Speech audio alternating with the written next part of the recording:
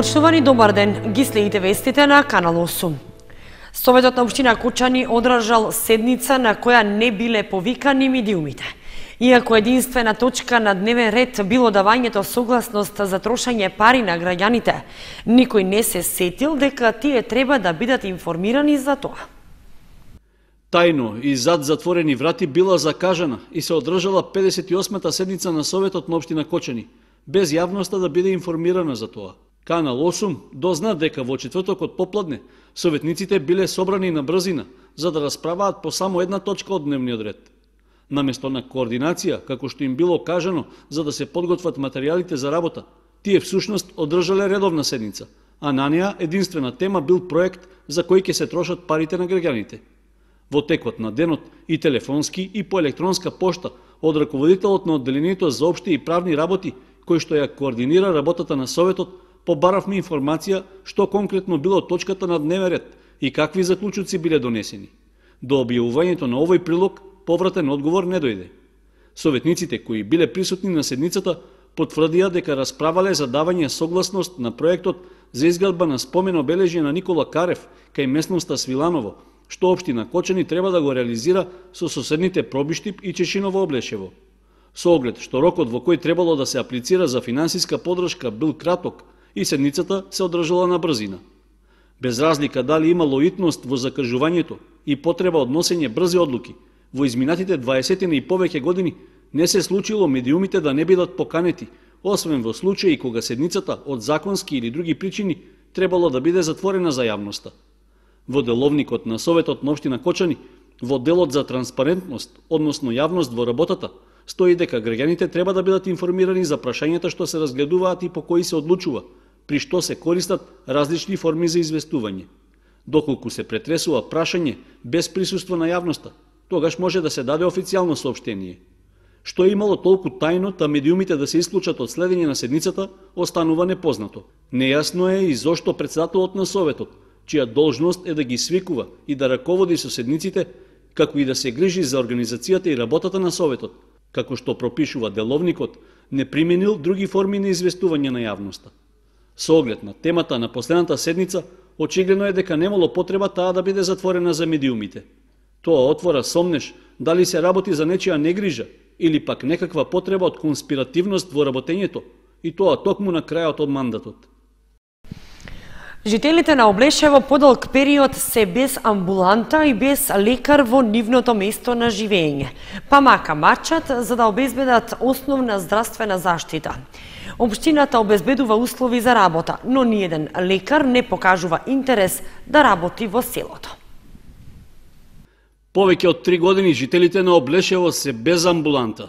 Откако во 2014-та си заминал единствениот лекар по општа пракса, на негово место не дошол друг, па сега облешевци мака мачат да се снајдат и за најобичен медицински преглед.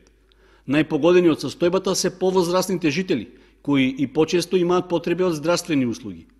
Велат дека заминувањето на лекарите во поголемите места, но и надвор од државата, тие со години го чувствуваат на свој грб. Не доваѓаат у село, неки никој веќе батаја.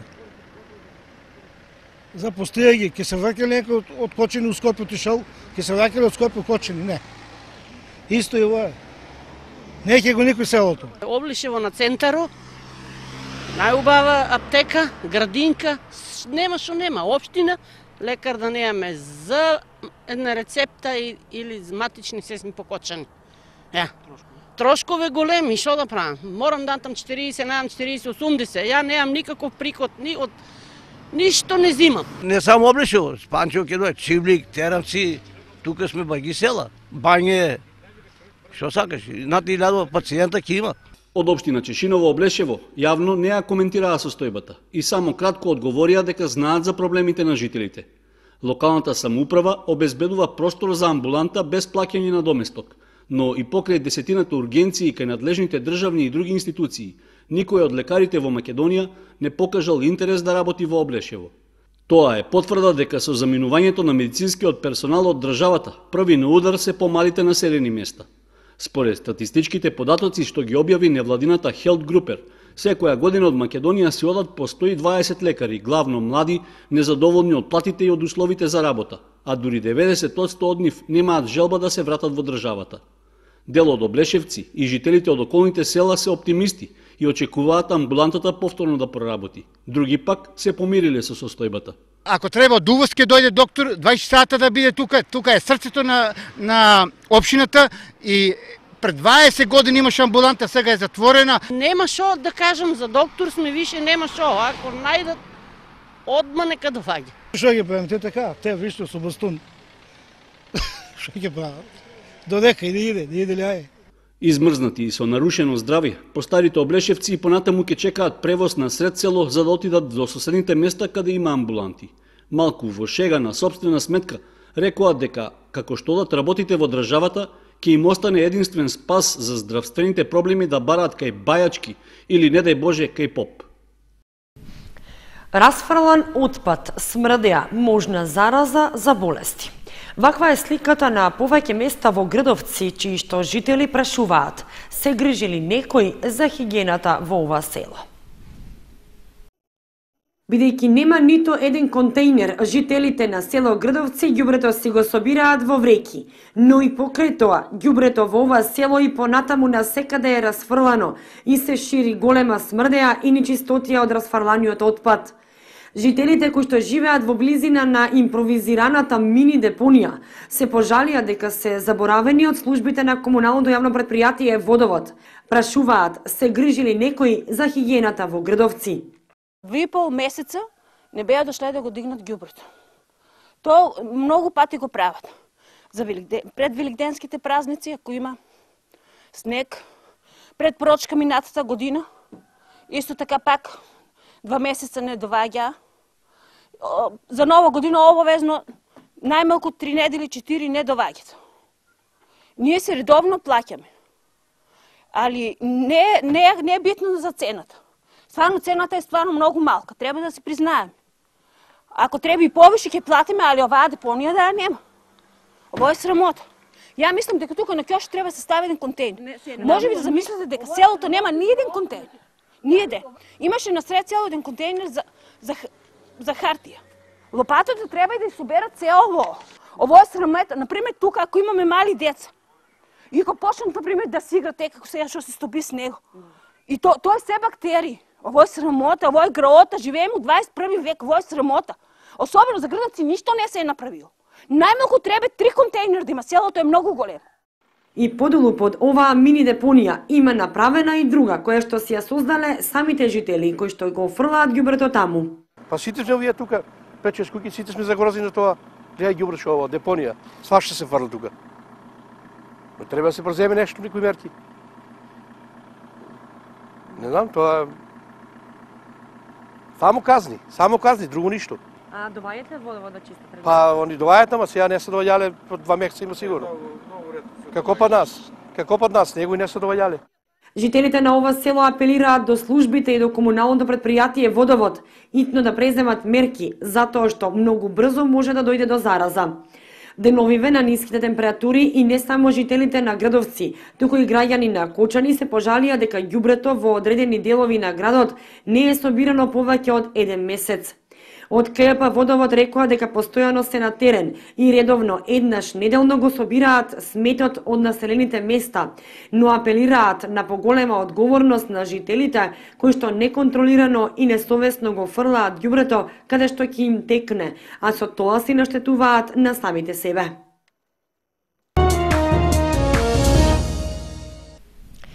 Пензионерите кои што не ги исплатиле ланските и поланските дрва ќе се соочат со опомени и тужби, а редовните плаќачи ќе можат веќе да се ги исклучат договорите за предстојната грејна сезона, апелираат од Виничкото здружение на пензионери.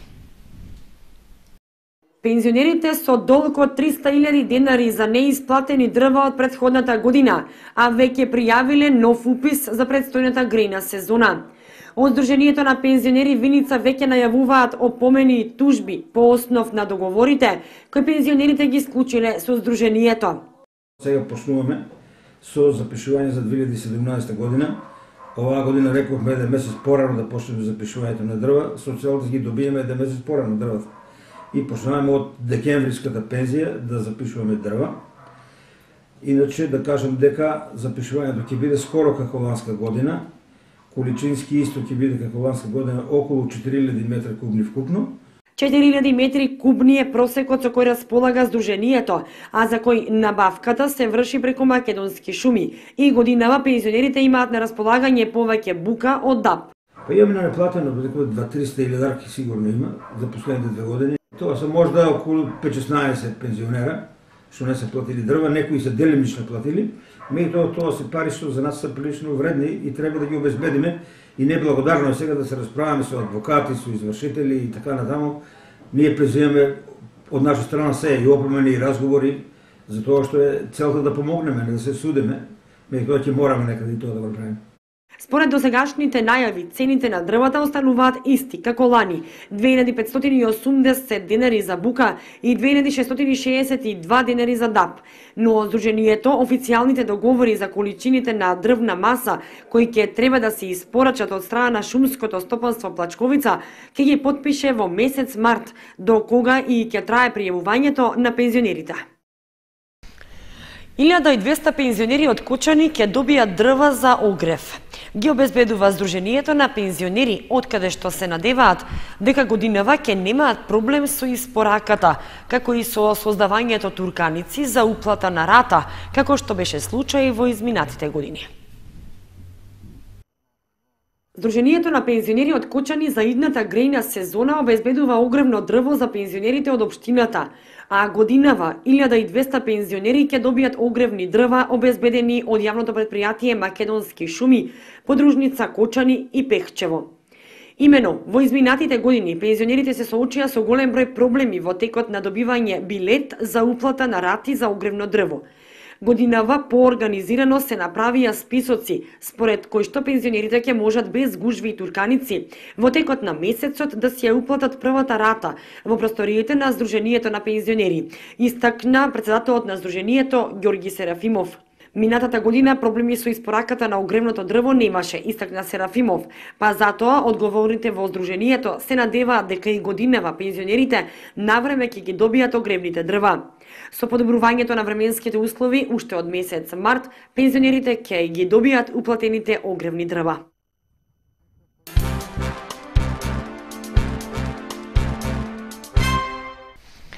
Министерството за економија ги објави огласите за 2017 година за субвенционирање на дел од трошоците за вградени сончеви колекторски системи и за купени и вградени ПВЦ или алуминиумски прозорци.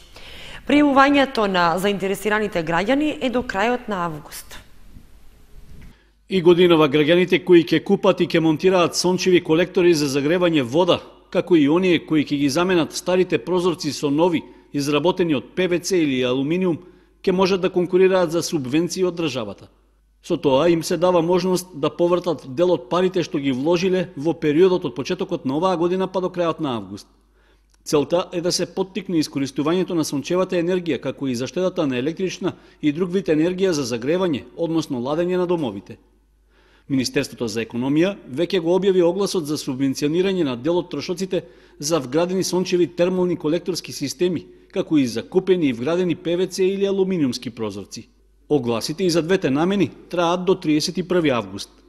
За купените и вградени ПВЦ или алуминиумски прозорци државата ќе ги надомести трошоците во висина од 50%, но не повеќе од 500 евра. Субвенционирањето ќе се реализира по пат прв пристигнат прв услужен до искористување на средствата наменети за оваа мерка. Граѓаните кои во периодот до 31 август годинава ќе вградат прозорци и сакаат да искористат мерката, ќе треба да поднесат барање до Министерството за економија за надоместување на дел од трошоците, подкрепено со фискална сметка или фактура за извршено купување. Едно лице може да поднесе само едно барање, при што треба да достави лична карта, податоци за трансакцијска сметка, како и фотографија во боја на секој заменет дрвен прозорец.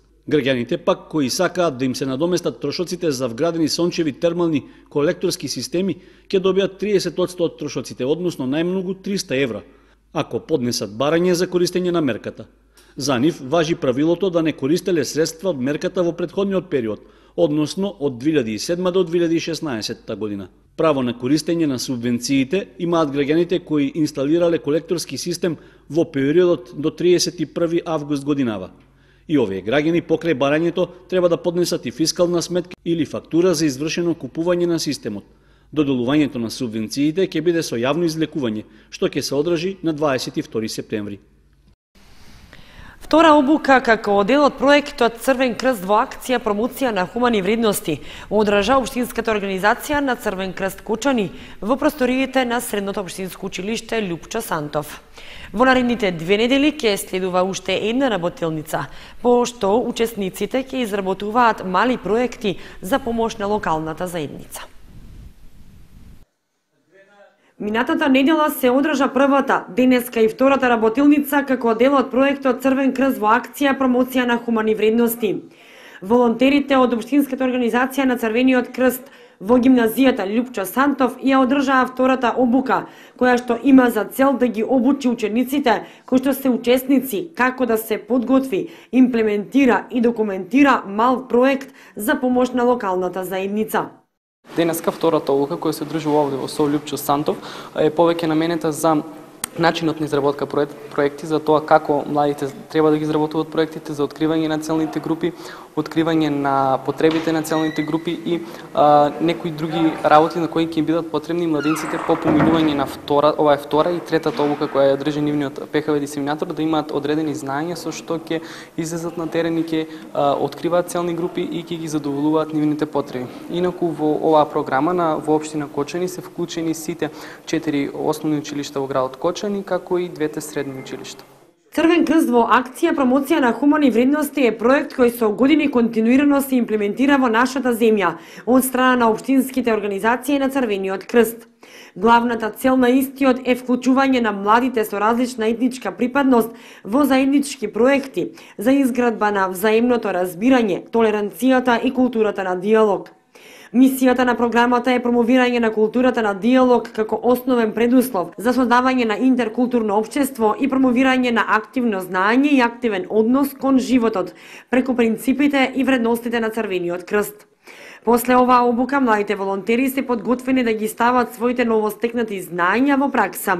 Подржани од нивните дисеминатори, тие почнуваат да ги реализираат своите мали проекти за помош на локалните заедници во кои што живеат. Во текот на наредните 2 недели ќе се одржи и уште една ваква обука.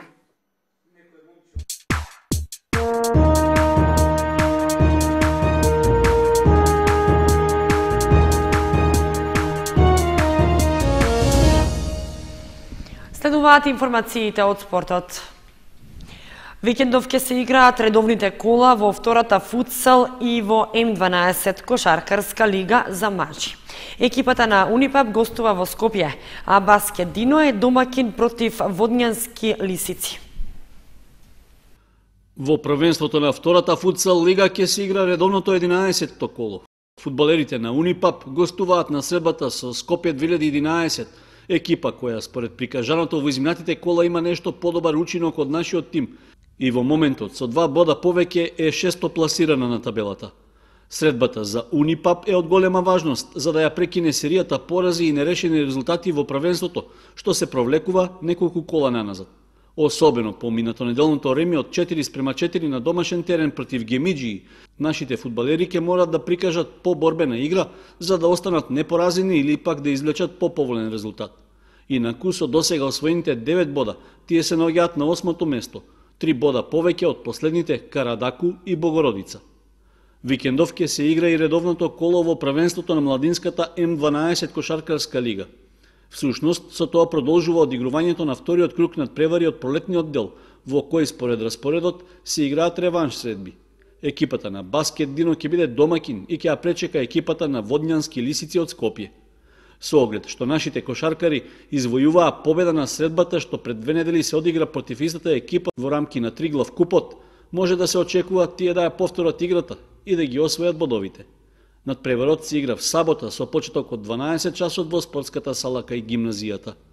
Во рамки на подготовките за пролетниот дел од првенството во третата лига, фудбалерите на Осогово викендов ќе одиграат пријателски контролен надпревар. На стадионот Никола Мантов тие ќе ја дочекаат второлигашката екипа на Евромилк од Скопје. Надпреварот е закажан за сабота со почеток од 13 часот.